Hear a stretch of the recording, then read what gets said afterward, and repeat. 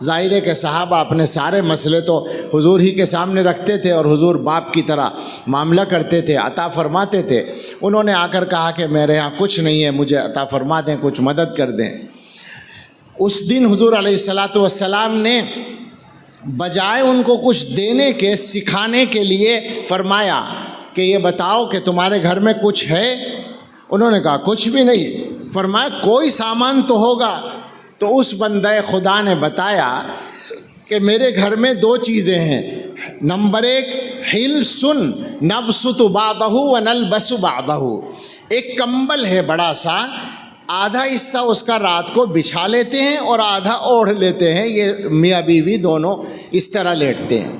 وقعب نشرب فیہ الماء، اور ایک پیالہ ہے جس میں ہم پانی پیتے ہیں، بس یہ کل کائنات ہے ہمارے گھر کی، اور کچھ بھی نہیں ہے۔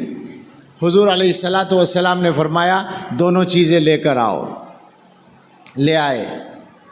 مسجد میں صحابہ تھے ہی، حضور نے اعلان کیا یہ دو سامان ہم بیچ رہے ہیں، کون خریدے گا؟ ایک صحابی نے کہا ہم خریدیں گے۔ کیا دو گے؟ کہا 1 درہم۔ فرمایا من یزید علی درہم، زیادہ کون دے گا؟ نیلامی۔ اسی حدیث سے پتہ چلا کہ نیلامی جائز ہے، نیلامی کر سکتے ہیں۔ آپ نے فرمایا زیادہ کون دے گا؟ ایک صحابی نے عرض کیا 2 درہم دوں گا میں۔ فرمایا لاؤ۔